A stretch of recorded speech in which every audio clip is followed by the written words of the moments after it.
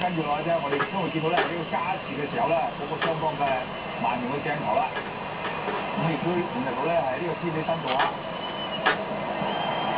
而且加時嘅上半場啦咁啊，土耳其佢有一段咧係捉到咧呢個克羅地亞防守嘅或者防線上面咧幾靈活下㗎。不過就係未能夠係揀得到入球嘅啫。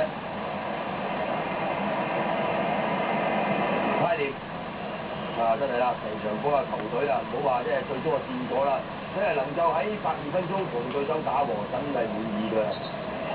睇下呢個快鏡啊，後日嘅斯美辛杜克入到嚟，其實咧都叫做幾活躍。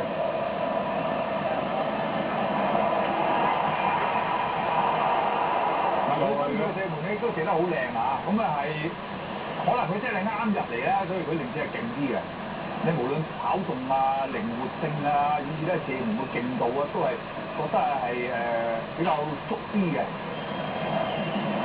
就今年就費倫巴就揾啲雪糕教咧就學到嘢啦。哇！呢個波撳落嚟撳死咗啊，但係都幾震盪㗎。呢邊拍爛手掌啊，好似端啲嘅射波。呢個角度睇就知幾震盪。呢個波其實仲危險過咧，係剛才嗰個斯比辛杜克個高波。所以你都心理計翻，高沙咧不敢太慢啊，飛到上去啊，度一度個位先。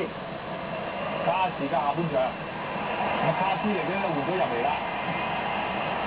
咁中間咧就入少咧就係巴力，準備接應呢個波。咁但係龍門咧就係失咗位啊，走咗出去斬翻入中路咧，就結果就俾咧呢個咧係卡斯嚟頂入啊。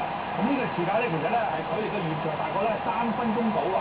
咁大家以為咧克羅地亞能夠喺呢個時間係入呢個波咧，就變咗可能咧土耳其啊會唔會係冇受報咧？原來細節嘅嘢咧真係咧係峰迴路轉嘅。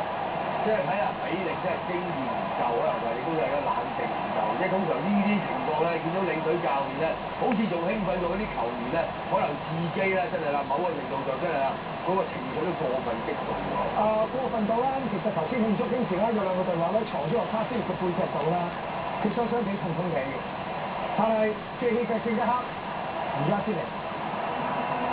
咁其實當陣時土耳其大部分嘅球員都係諗住會輸嘅呢場波，不過咧佢個韌力仍然係夠啊！睇到呢個波摩迪咧要賺啊，雖然話羅斯同列翻係失咗位，咁但係咧係艾斯克冇完全追晒呢個摩迪咧，亦都係出現咗一個問題啊！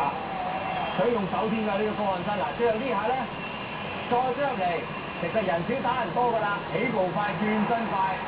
射波就斯美辛杜克彈中咗咧，係克羅地亞手上嗰邊方向，唉，真係估唔到啦，已經係夠晒鐘，保時都完迷㗎啦，1-1。咁啊，真係啦，令到咧係土耳其仲係今屆啊，唔好話咧係啊反勝王啦，後上啦，往往都能夠後上，唔好贏你波，大家和咗你，搞到咧最多係42碼，淘汰埋咧係克羅地亞。嗱呢個波整定㗎，因為咧不嬲咧啲無敵嘅球技都好啊，但係好奇怪呢個波佢唔跳啊，反而一企喺度，咁變咗個波就喺兩個咧就係咧係克羅地亞球員揼落去，咁而咧斯比辛杜克咧追上咧就起腳射，咁啊結果咧就成1-1，你先出現咗而家咧就浸晒呢個局面啦。咁啊射到42碼咧就我哋都未射之前有分析咗啦。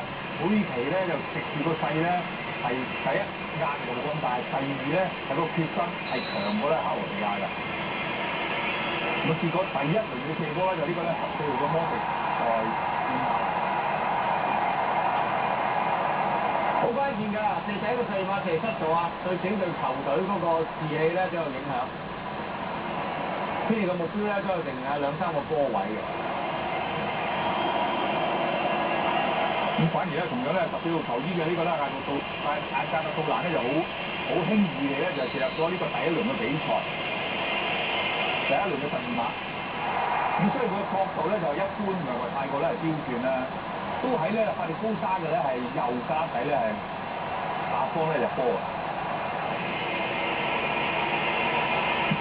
咁而頭3輪咧係克羅地亞唯一射入到入球嘅球員咧就係呢個斯拿啦。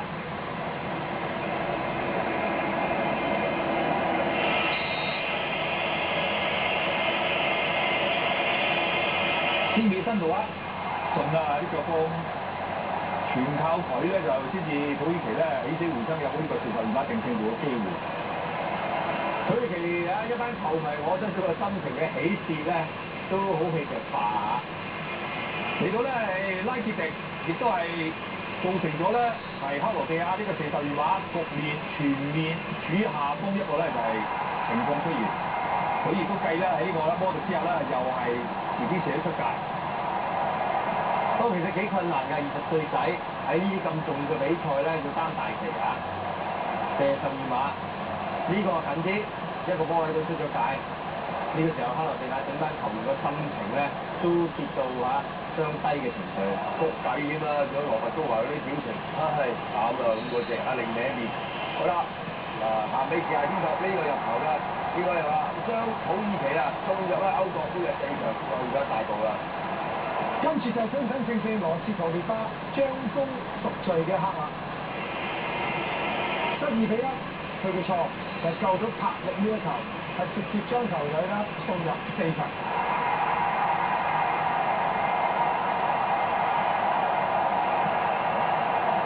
嗱，佢其實第一時間佢將安慰柏力直身。